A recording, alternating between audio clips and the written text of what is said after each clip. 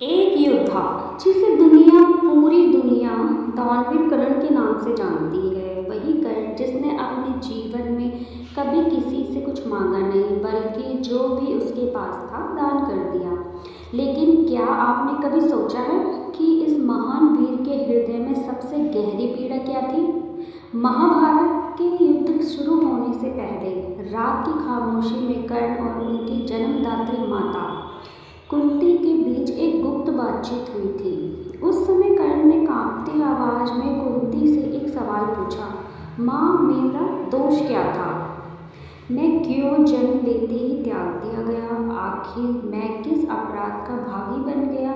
दोस्तों, आज हम आपको ले चलेंगे उसी भावुक, रहस्यमय और चमत्कारी क्षण में जब माँ और बेटे की मुलाकात ने पूरी महाभारत का रुख बदल दिया। जब कर्ण ने कांपती आवाज में कुंती से एक सवाल पूछा, माँ, मेरा दोष क्या था? मैं क्यों जन्म लेते ही त्याग दिया गया? कर्ण के सवाल ने कुंती का दिल चीर दिया। उनकी आंखों से आंसू बह निकले, लेकिन शब्द जैसे गले में ही अटक गए। बरसों से दबा हुआ यह रहस्य अब सामने आ गया था। कुंती ने कांपती हुई आवाज में कहा, पुत्र, यह तुम्हारा दोष नहीं था, यह तो मेरी भूल थी। उस समय मैं अविवाहित कन्या थी। ऋषि दुर्वासा ने मुझे एक वरदान दिया था, जिससे मैं किसी भी देवता से संतान प्राप्त कर सकती थी। बालपन की जिज्ञासा में मैंने सूर्यदेव को स्मरण किया और तुम मेरे गर्भ से उत्पन्न हुए। इतना बोलते कुंती आगे बोली, उस समय समाज का डर, लोक लज्जा और पिता की प्रतिष्ठा ने मुझे विवश कर दिया। मैं तुम्हें जन्म तो दे चुकी थी, लेकिन पालन पोषण करने का साहस मुझ में नहीं था। उसी डर ने मुझे निर्दयी बना दिया और मैं तुम्हें नदी में छोड़ आई। यह सुनकर कर्ण की आंखों में आंसू आ गए, परंतु भीतर आग भी जल रही थी। कुंती की बातें सुनकर कर्ण कुछ पल तक तो बिल्कुल भी कुछ नहीं बोला। उसकी मुट्ठी कस गई और होंठ कांपने लगे। आंखों से आंसू टपकते रहे, लेकिन चेहरा क्रोध और पीड़ा से लाल था। उसने भारी स्वर में कहा, तो यह मेरा दोष नहीं था माँ, दोष केवल तुम्हारा डर और समाज की लज्जा थी। और देखो, सजा मुझे मिली। मैं जन्म से ही अवैध सूतपुत्र कहलाकर अपमान सहता रहा। क्या तुम जानती हो, जब मैंने अपने कौशल दिखाए तो लोग मेरे रक्त पर सवाल उठाते रहे। हर बार मुझे यह याद दिलाया गया कि मैं किसी कुल का नहीं हूँ। कर्ण की आवाज़ गूंज उठी, माँ, एक बच्चे के लिए सबसे बड़ा धन उसका नाम, उसका कुल और उसकी पहचान होती है। लेकिन तुमने मुझसे सब कुछ छीन लिया। मैं दुर्योधन का मित्र बना क्योंकि उसने मुझे वो सम्मान दिया जो तुम मुझे कभी नहीं दे पाई। कुंती के हृदय पर यह वचन वज्र की तरह लगे। कुंती की आंखों में पश्चाताप की बाढ़ उमड़ आई। उन्होंने कर्ण के कांपते हाथों को पकड़ लिया और रोते हुए बोली कि पुत्र, मैं मानती हूँ मैंने अपराध किया है, लेकिन आज जब महाभारत का युद्ध द्वार पर खड़ा है, मैं तुमसे एक माँ की तरह याचना करने आई हूँ कि तुम अपने भाइयों पांडवों का साथ दे। वे तुम्हारा ही रक्त है। अर्जुन, भीम, नकुल, सहदेव सब तुम्हें भाई कहने के लिए तैयार है। कुंती की आवाज़ भीगते हुए चली गई, बेटा, अगर तू पांडवों की ओर से लड़ेगा तो युद्ध में तेरा वध कोई नहीं कर पाएगा। तेरा भविष्य बदल सकता है, तेरा नाम अमर हो जाएगा। मुझे अपना अपराध धोने का एक अवसर दे। कुंती की यह प्रार्थना सुनकर कर्ण की आत्मा कांप उठी, लेकिन उसके हृदय में दुर्योधन के प्रति कर्तव्य और मित्रता भी उतनी ही प्रबल थी। कुंती की बातों ने कर्ण के दिल में तूफान खड़ा कर दिया, लेकिन आंखें बंद कर वह गहरी सांस लेने लगा। एक और माँ को देखकर, उसका प्रेम देखकर, दूसरी तरफ रक्त का रिश्ता और दुर्योधन से मित्रता। फिर उसने धीमे स्वर में कहा, माँ, तुम चाहती हो कि मैं पांडवों का साथ दूँ, लेकिन सोचो उस समय कहाँ थी तुम, जब मुझे नदी की धारा में बहने के लिए छोड़ दिया गया था? उस समय कहाँ थी तुम्हारी ममता, जब पूरी दुनिया मुझे सूत पुत्र कहकर तिरस्कृत कर रही थी? फिर उसने अपने और कठोर स्वर में कहा, माँ, दुर्योधन ही था जिसने मुझे सम्मान दिया, मुझे अंग देश का राजा बनाया, मेरे अस्तित्व को पहचान दी। क्या मैं उसके साथ विश्वासघात कर दूँ? नहीं माँ, मैं अपने जीवन की आखिरी सांस तक दुर्योधन का ऋणी रहूँगा। यह कहते हुए कर्ण की आंखों में जलती हुई निष्ठा और टूटा हुआ हृदय साफ झलक रहा था।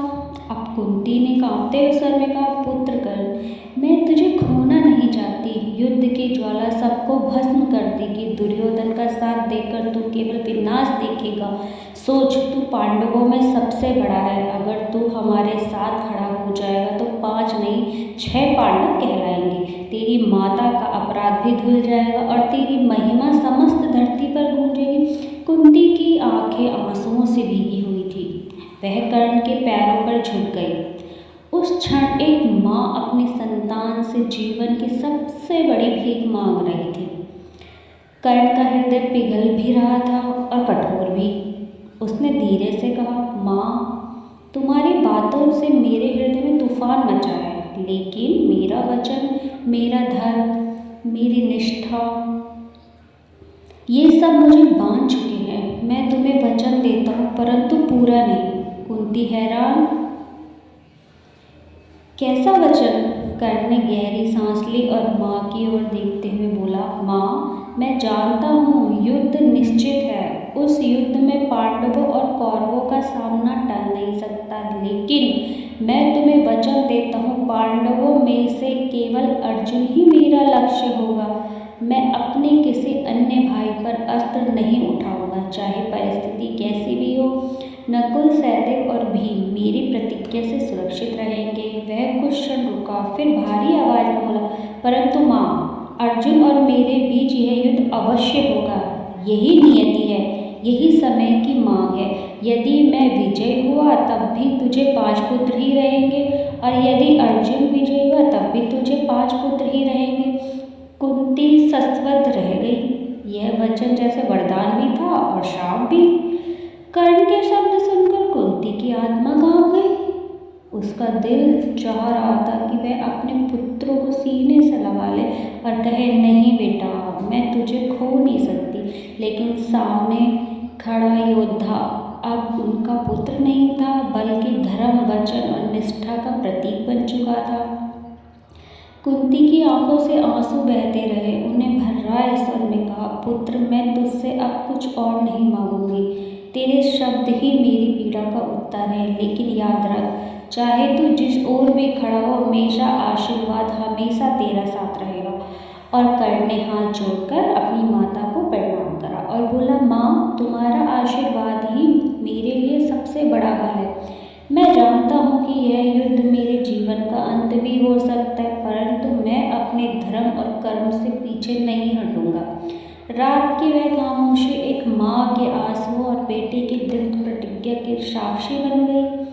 कुंती और कर्ण की यह गुप्त बातचीत मानो स्वयं नियति ने रची हो। उस रात चांदनी के नीचे माँ और पुत्र दोनों एक दूसरे से बंधे हुए भी दूर थे। कर्ण जानता था कि उसका मार्ग उसको मृत्यु की ओर ले जाएगा, पर वह फिर भी पीछे हटने को तैयार नहीं था। उसने गहरी आवाज में कहा, माँ, शायद यही मेरा भाग्य है। जन्म से ही मैं अपमान और संघर्ष का पात्र बना हूँ। अब मृत्यु भी यदि मेरी प्रतीक्षा कर रही है तो मैं इसमें भी खुले हृदय से स्वीकार कर लूँगा। लेकिन कायरता या विश्वासघात मेरे जीवन का हिस्सा कभी नहीं बनेगा। कुंती ने उस क्षण समझ लिया कि कर्ण केवल उनका पुत्र नहीं, बल्कि धर्म और वचन का जीवित प्रतीक है। उन्होंने मौन आंसुओं के साथ अपने हृदय को बोझ दफन कर दिया। युद्ध का बिगुल बजने ही वाला था और नियति ने अपना जाल बुन दिया था। कर्ण और कुंती की यह बातचीत केवल माँ बेटे का संवाद ही नहीं, यह धर्म, वचन और नियति की टकराव भी था। कर्ण ने अपने जीवन में कभी भी किसी के साथ अन्याय नहीं किया था, लेकिन अन्याय का शिकार हमेशा वही बना। उसने माँ का स्नेह खोया, समाज का सम्मान खोया और अंत में अपनी नियति से भी हार गया। सोचिए, अगर उस दिन कुंती ने साहस दिखाया होता तो क्या कर्ण का जीवन बदल नहीं जाता? क्या महाभारत का युद्ध किसी और दिशा में नहीं जाता? यह प्रश्न आज भी अनुत्तरित है, लेकिन एक बात साफ है, कर्ण हमें यह सिखाता है कि वचन और निष्ठा की ही सच्ची कर्ण हमें यह सिखाता है कि वचन और निष्ठा ही सच्चे योद्धा का धर्म है, चाहे परिणाम कितना भी कठोर क्यों ना हो। दोस्तों, आपको क्या लगता है, क्या कर्ण का यह निर्णय सही था? कमेंट में अपनी राय ज़रूर लिखें। अगर आपको यह कथा गहरी और सोचने पर मजबूर करने वाली लगी हो तो वीडियो को लाइक करें और ऐसी ही रहस्यमयी कथाएं सुनने के लिए चैनल को सब्सक्राइब करना ना भूलें। धन्यवाद।